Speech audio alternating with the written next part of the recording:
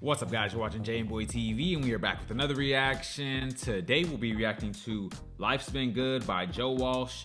This was suggested by a patron, so you know I had to check it out. If you are a returning viewer to the channel, make sure to hit that subscribe button. It helps out the channel a ton. There are 100,000 of you guys that watch my videos and return to my videos, but over 85% of you guys are not subscribed. I know it can be easy to forget because my videos just pop up. I do the same thing sometimes. If this is your first time to the channel, I am new to the rock genre, exploring the mini classic rabbit holes, having a blast. If you want to join me on that journey, take a second to scroll down, hit that like button, hit that subscribe button, and turn on your post notifications so that you don't miss a video when I post. It helps out the channel tremendously, and if you guys are interested in exclusive content or you want to ensure that I react to your suggestion, definitely consider checking out the Patreon. The link will be in the description. I have tons of reactions to classic songs that got blocked here from YouTube, songs that I know you guys would enjoy. That being said, let's get right into this video.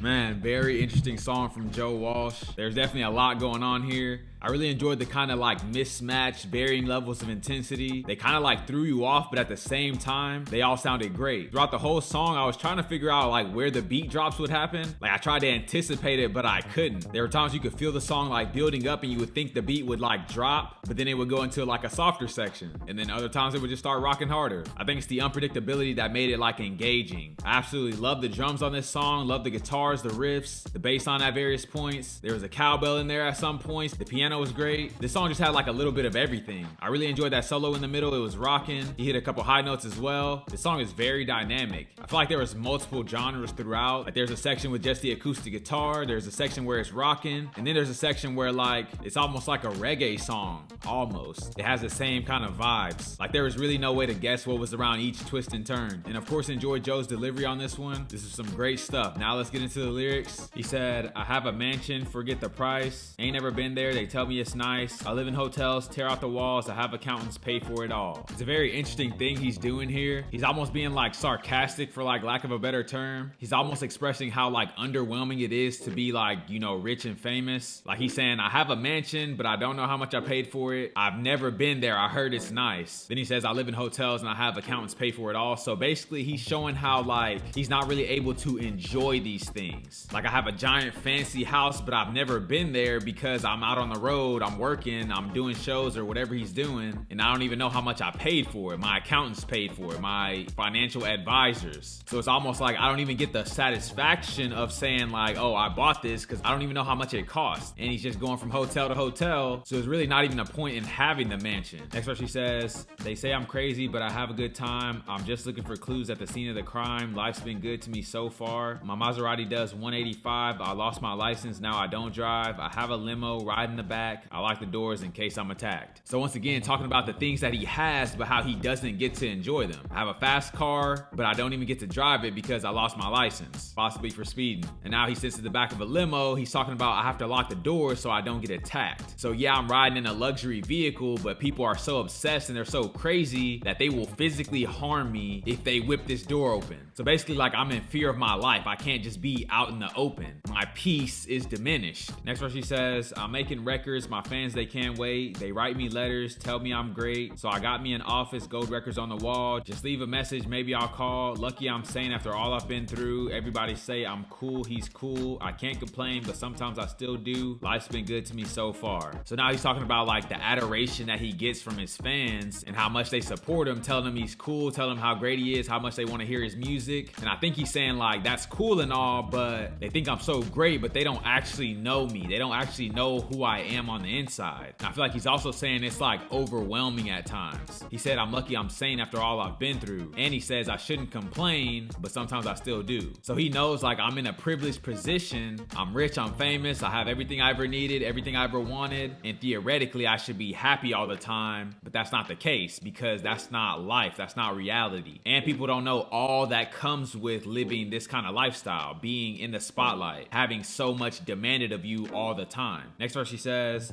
I go to parties sometimes until 4. It's hard to leave when you can't find the door. It's tough to handle this fortune and fame. Everybody's so different, I haven't changed. They say I'm lazy, but it takes all my time. Everybody say, oh yeah, oh yeah. I keep on going, guess I'll never know why. Life's been good to me so far, ah yeah, yeah. So he lays it out kind of plainly here. He says I stayed out at parties till 4 and saying how it's hard to leave when you can't find the door. I think that might be like a metaphor as well, because like being at a party is supposed to be fun and, you know, exciting and stuff like that. But after a certain point, you're like ready to go home. But I think he's saying like you can't find the door, maybe because you're intoxicated. You're not necessarily in your right mind. So you're just stuck at the party and you just have to endure it. And everyone else in the party is still having a good time. They're expecting you to have a good time, but they don't know that you're ready to go. So you just have to pretend like you're still happy, like you're still excited to be there. And so the parallel to that is his life of fortune and fame. He said it's hard to handle this fortune and fame. Basically, it's not all what it's cracked up to be. He also said everyone's different, but I haven't haven't changed. So I think he's talking about the response he gets from people. So obviously everyone treats him like he's famous now. People running up to him, expecting him to be a great guy and all this kind of stuff. Be nice all the time, be happy all the time. Maybe even his family members, now they see him as like a bank. They're probably asking him for money all the time and then get mad when he says no, because they almost feel like they deserve the money from him because he has an abundance. And so now he's obligated to give it to them because they don't have as much. And that kind of sullies relationships. Then he says, I don't really have much free time. I'm constantly touring. I'm constantly, doing shows on the road. So when I finally get a break, I just want to chill and relax. Then I have a million people calling me trying to hang out. And when I say no, they call me a jerk, or they say I'm lazy, or they say I changed, or I forgot about them, or whatever. So he's talking about like the extracurriculars that happen,